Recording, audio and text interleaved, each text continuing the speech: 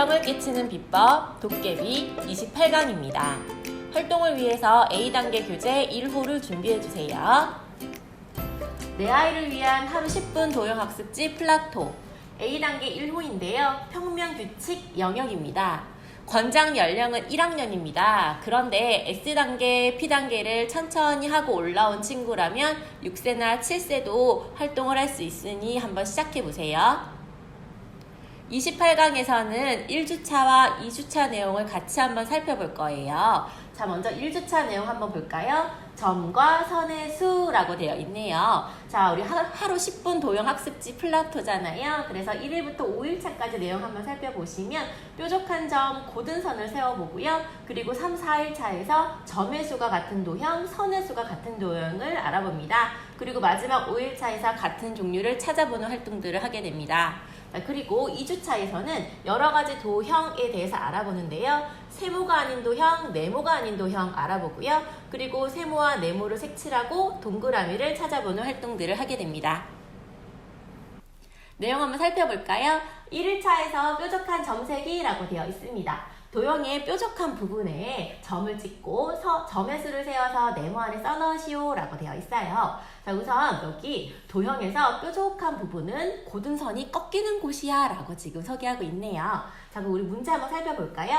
자, 뾰족한 부분 찾아보겠습니다. 고든 선이 꺾이는 이 부분과 이 부분, 그리고 이 부분 지금 세 군데가 있죠. 자, 이 세 곳이 자, 이렇게 숫자 3으로 나타내주면 되겠고요. 자, 그럼 2일차에서는요, 고든선의 수를 세게 해요. 그리고 나서 고든선의 수가 몇 개인지 수를 써보게 하게 되어 있죠. 아이들이 스스로 할 수 있게 도와주시면 좋겠습니다.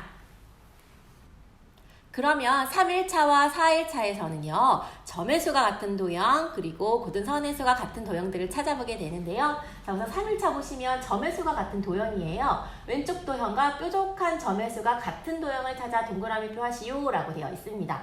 자, 지금 주어진 두 도형은 모양이 달라 보이지만 뾰족한 점의 수가 3개로 같아요. 자, 그러면 왼쪽에 주어진 도형이 있고요. 자, 오른쪽에서 뾰족한 점의 수가 똑같은 거 한번 찾아볼까요? 자, 바로 이 도형입니다. 자, 그러면 아이들에게 이제 활동을 스스로 할 수 있게 해주시면 좋은데요. 이 활동을 통해서 모양은 다르지만 뾰족한 점의 수가 3개이면 세모이구나 라는 걸 자연스럽게 느끼게 됩니다. 선의 수가 같은 도형도 마찬가지죠. 고든선의 개수를 찾아보고 또 고든선의 개수가 같은 도형 한번 찾아보게 해주세요. 자, 그러면 5일차에서 같은 종류 있기라고 해서 뾰족한 점의 수와 고든선의 수가 같은 도형을 알맞게 이어보시오 라고 되어 있어요. 자, 그럼 이제 내용을 보면은 이렇게 주어진 그림과 같이 왼쪽에 주어진 그림과 같이 뾰족한 점이나 고든선이 없는 도형이 있다라는 것도 알게 되네요. 자, 그럼 모양은 달라 보이지만 같은 종류 찾을 수 있어요. 왜냐하면 뾰족한 점의 수나 고든선의 수가 같으면 같은 종류이거든요. 자, 그러면 또 이와 같이 선을 그어 찾을 수 있고 또 모양이 생소해 보이지만 처음 보는 모양인 것 같지만 뾰족한 점의 수나 고든선의 수를 세어보면 다음과 같이 같은 종류라는 걸 알 수 있죠. 자, 아이가 문제를 스스로 풀 수 있게 도와주시기 바랍니다. 자, 그러면 앞에서 1주차에서 했던 활동들이 2주차에서도 확정이 되는데요. 2주차에서 1일 내용이 세모가 아닌 도형을 찾는 거예요. 나머지 세 도형과 다른 하나를 찾아 X표하시오 라고 되어 있죠. 자, 여기에서 이제 세모라는 이름을 알려주고 있네요. 뾰족한 점과 고든선이 3개인 도형을 세모라고 불러 라고 알려주고 있어요. 자, 그러면 우리가 이렇게 생긴 세모만 익숙하다면 이와 같은 모양도 세모라는 걸 자연스럽게 알 수 있죠. 모양은 처음 보는 것 같아도 뾰족한 점의 수나 고든선의 수를 세어보면 같은 세모라는 걸 알 수 있어요. 자, 그럼 1번에서는요, 모양이 다른 하나를 찾아 X표를 해야 하거든요. 자, 바로 이 모양이 달라 보이네요. 자, X표를 해야 하는데 왜 그렇게 생각하니? 라고 반드시 물어봐 주셔야겠죠. 왜냐하면 이 부분에 지금 열린 도형으로 지금 되어 있거든요. 자, 그래서 나머지들은 같은 세모라는 걸 알 수 있습니다. 자, 그럼 아이에게 이 모양은 왜 아닌 것 같아? 라고 꼭 발문해 주시기 바랍니다. 자, 그럼 2일차에서 네모와 관련된 활동도 하고요. 그리고 3, 4일차에서 네모와 또 세모, 색칠하는 활동들을 하게 됐죠. 그리고 마지막 5일차에서는 이제 동그라미를 찾을 건데요.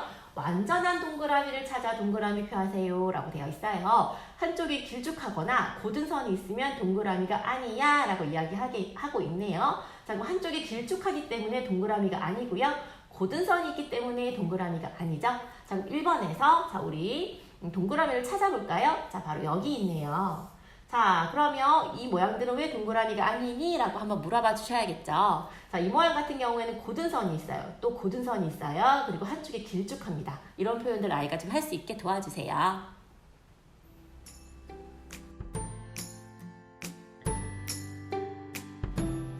활동을 위해 플라토 주머니에 속성 블럭과 지오보드, 고무줄을 준비해 주세요. 저는 활동을 위해서 문구사에서 파는 고무줄을 좀 더 구매하여서 준비하였습니다. 교재에서 도형의 뾰족한 곳이나 고든 선을 세워보는 활동들을 해요. 자, 그러한 문제를 풀 때 문제로만 푸는 것이 아니라 이렇게 속성 블럭을 이용하여서 뾰족한 곳을 직접 한번 세워보게 해주세요. 그리고 콕 이렇게 눌러보는 활동도 해주면 아이가 매우 좋아합니다. 자, 그리고 고든 선 부분도 한번 세워보게 해주면 되겠죠. 실제로 교구를 만지면서 수를 세워보는 것은 그림만 보고 수를 세는 것과는 또 다른 활동이거든요. 그리고 이런 것들이 익숙하다면 나중에는 고든 선이나 뾰족한 것이 3개인 것과 고든 선이나 뾰족한 것이 4개인 것으로 분류를 해보거나 이런 활동들도 해보면 좋겠죠. 모양에 따라 색칠을 하는 활동을 하기 전이나 후 이렇게 속성 블록을 이용하여서 아이디가 생각나는 모양을 만들어 보게 해보세요. 저는 사탕이 생각났고 배에 고양이 얼굴이 생각나서 모양을 만들어 보았습니다. 자, 이렇게 도형으로 여러 가지 모양을 만들고 제목을 붙여보는 것도 꼭 해보세요. 지오보드와 고무줄을 여러 개 준비하여서 아이에게 뾰족한 곳이 3개인 모양을 한번 만들어 볼까? 뾰족한 곳이 3개인 모양 3개를 한번 만들어 볼까? 와 같이 한번 질문해 주세요. 그리고 나서 아이가 이렇게 엄마가 말하는 조건에 맞게 고무줄로 모양을 만들 수 있게 해주세요. 그러면 배운 내용을 아이가 잘 활용할 수 있는지 엄마가 알아볼 수 있습니다.